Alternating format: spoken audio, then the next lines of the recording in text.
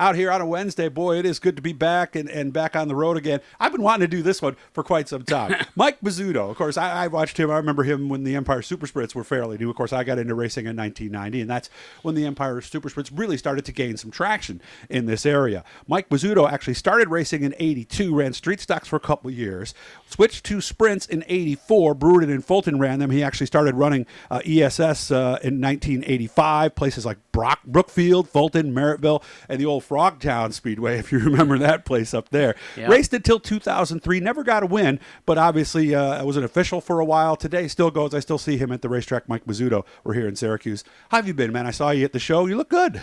Thank you. I'm doing well. Just hanging in there. Just enjoying life right now. Retired. Retired from the city back. You worked for the city 3 years ago. Okay. Yeah. Nice. Out the airport, and it's been good. Mm-hmm. It's been and with this garage and all the stuff in here, it looks like you got a lot to keep you busy. Well, I try to keep myself busy. Mm-hmm. Well, you're a former racer who works a lot, so obviously being busy is something you're used to, right? Right. So let's go all the way back. It's 1982. I mean, the 80s hadn't really even started then. It was still pretty much the 70s, I say, back in 1982. So how old were you then, and what brought you to racing? Oh, I don't remember how old I was. I think I was in your 20s? 20, okay, maybe. And before that, probably 10 years before that, my father's cousin came up from Texas, and he was really into racing. And he says, we ought to go to Oswego Speedway. And so my father said, all right, we'll go. So we went to Oswego Speedway, and from there I fell in love. Mm-hmm. That was it. I wanted to do that in the worst way. So what made you want to do that and then actually start to do it back in 1982? Well, at the time I was helping Gator out, take pictures for them. And I was a photographer. Just, I wasn't good at it, but I like going to races, So, anyways, so I went ahead and I told Dave Wright at the time, I says, I'm going to do that someday. This is at the fairgrounds watching the sprint cars at the Super Nationals. Went back on the mile, huh? Okay. Yep. And I was standing over on turn 4, and them cars just, oh my God, I just loved it. And so I did it. I made it a point that that's what I was going to do. Okay. Started in a street stock. Knew you had to work your way to a sprint, basically? Correct. Okay. So what was that first street stock then?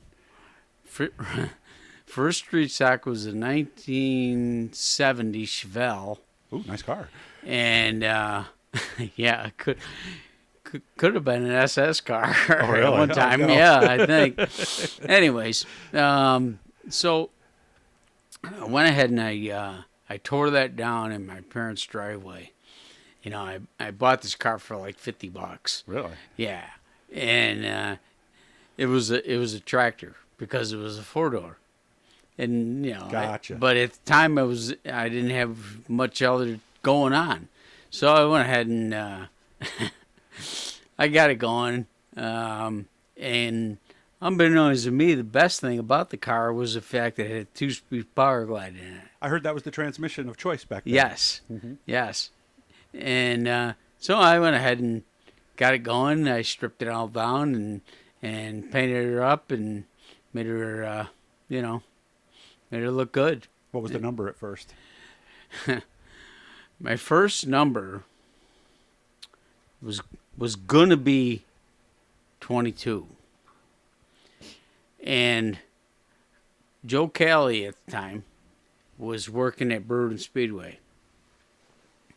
And I wanted to put the 8-ball on it at the time.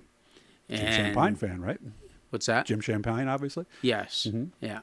And at that time at Oswego, I was just, I was thrilled with them. Yeah.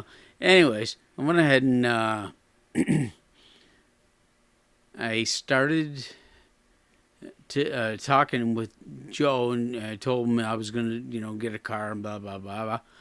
And he says, well, and I told him, I really like to put the 8-ball on it.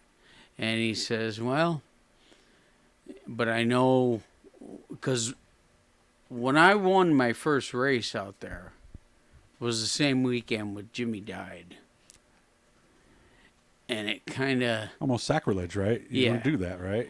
And so he went ahead and he talked to Leona. And he says, I'll see what I can do. Well, next thing I get a call from Leona Champagne saying that, Mike, you could have that number. I'm more than happy you have it, as long as you conduct yourself in a manner that Jimmy would have. And that set a tone for me, really, that she meant enough to me, or I meant enough to her to do what I did. Yeah. And so I ran the 8-ball. Nice. How was the first year? Did you catch on right away in that 4-door 70 Chevelle? Yeah. I got a 7th, a 4th, and then I won the last race. Oh. Thanks to a good friend of mine, RJ, went out. So you won your 3rd race. Yeah.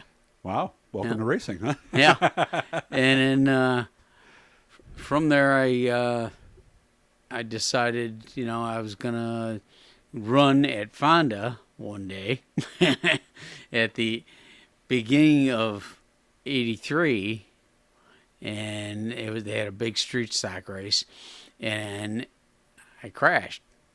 I got up on the other. In fact, what happened is Jack Johnson hit the back straightaway wall, the fence, and folded the fence down, but it was modified.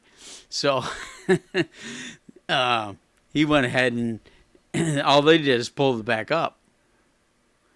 Well, when I hit it in the street stock race, it folded over and I drove up it. So you hit right in the same spot.